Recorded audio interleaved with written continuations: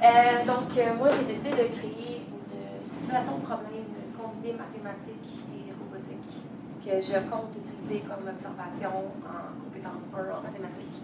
J'ai hâte de voir ce que ça va donner.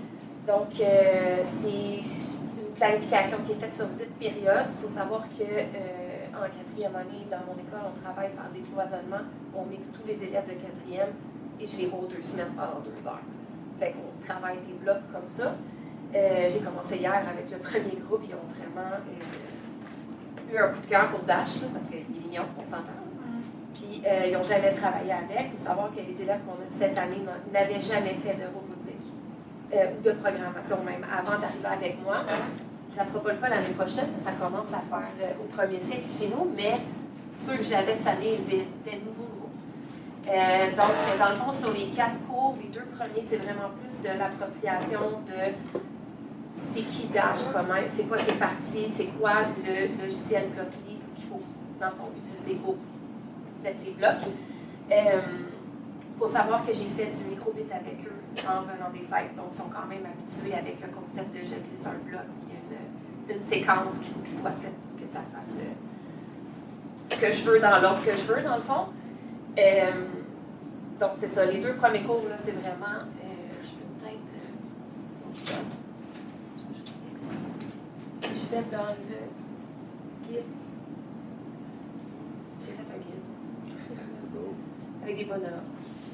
Ouais. Fait que dans le fond, ça liste dans le fond le matériel qu'on a besoin. Il y a des petites choses à préparer avant si on veut le faire à fond. Fait que dans le fond, j'ai sorti les trucs de la progression des apprentissages. OK. Fait que le premier cours, j'ai trouvé une vidéo sur le campus Récit qui explique vraiment les différentes parties du robot. Donc, ça permet aux enfants de se familiariser avec. Puis ensuite, je vais directement sur Blockly pour leur montrer là, c'est quoi les différents menus dans le fond pour ce qui est des commandes qu'on peut donner au robot. Et vu que dans le fond, ils ont déjà fait la programmation, j'ai arrêté là, puis je leur ai dit, je vous donne les défis, vous vous débrouillez tout seul. Donc là, après ça, je leur ai donné des défis que j'ai trouvés sur Internet, que j'ai ici. Dans le fond, là, je les ai juste mis sur une même page, je me suis permis de faire des photos d'écran. Fait qu'il fallait qu'ils fassent des petits défis. Dans le premier, ils avaient les blocs. Le but, c'est de les remettre dans le bon ordre. Puis ensuite, la deuxième série de défis, ils n'ont pas les blocs.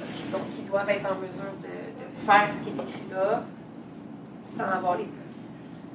Le troisième cours, ça va être la planification du défi. Donc, j'ai décidé de transformer Dash en Pac-Man. Et ils vont devoir, dans le fond, la situation mathématique, c'est créer un parcours pour que Pac-Man se promène dedans, avec des contraintes mathématiques à l'intérieur.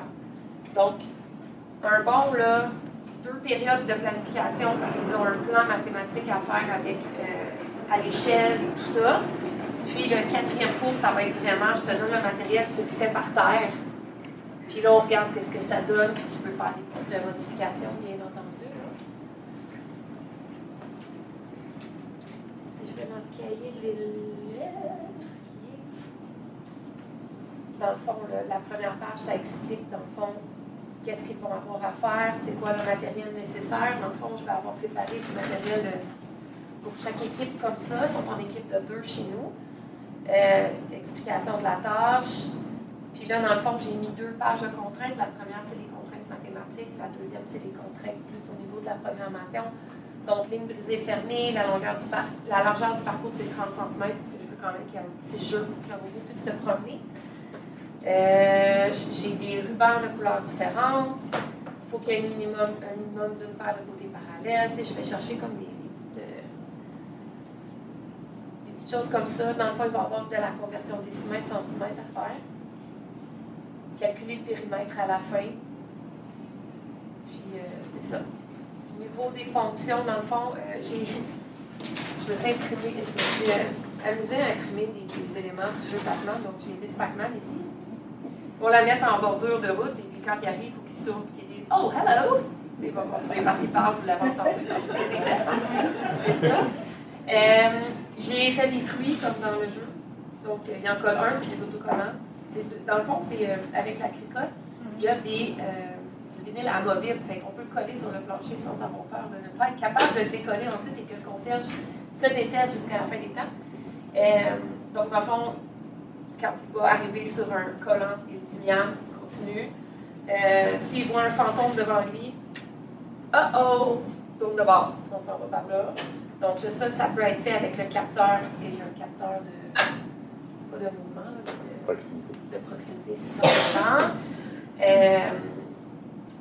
Puis, dans le fond, les lumières sur le dash peuvent changer de couleur. Donc, vu que je veux qu'ils fassent leur parcours en 3 couleurs, quand ils vont changer de section, je veux que le robot ait la même couleur que la section. Fait que ça va être de calculer en centimètres là, comment ils vont arranger ça. Puis, juste parce que j'étais un peu un enfant, je veux qu'ils fassent une danse de la joie quand il a terminé. Ils étaient très contents d'utiliser cette fonction-là hier quand j'ai fait les tests. Donc là, ici, longueur de la portion, là, c'est les couleurs, parce qu'ils ne vont pas nécessairement avoir toutes les couleurs identiques. En centimètres, nombre de picots mangés au total, je dois mettre des petits picots à chaque décimètre. J'aurais fait un plan. Je vais en faire photocopier plusieurs, parce que d'après moi, il va y avoir plusieurs essais qui vont être faits. C'est ça pour le cahier de l'élève. Après ça, qu'est-ce que j'ai mis? Dans le fond, j'ai mis les cartes de défi à imprimer, sont là. Pour la programmation au début, là, ce que j'ai commencé à faire hier, dans le fond, ils ont tous cette feuille-là, puis je leur mets une étampe quand ils réussissent. Ça permet de faire juste un petit suivi, ils sont bien contents d'avoir leur petit bonhomme. Ça, c'est au début. Puis après, au verso, il y a la liste des choses que tu es censé observer quand son bonhomme, dans le fond, va se promener dans son parcours. Fait que moi, je suis quelqu'un de visuel, j'ai comme besoin de voir, sinon j'oublie. J'ai mis les liens des impressions 3D que mon copain a utilisé pour, si jamais ça intéresse des gens, là, sont libres de droit, fait que c'est correct. J'ai oublié quelque chose. Ah oui, ce que j'ai rajouté aujourd'hui. Dans le fond, c'est qu'avant d'en venir au gros parcours, parce que c'est quand même relativement complexe, là, on s'entend, je leur donne un parcours qui est déjà fait, je leur demande de le reproduire par terre puis de faire des tests au niveau de la programmation.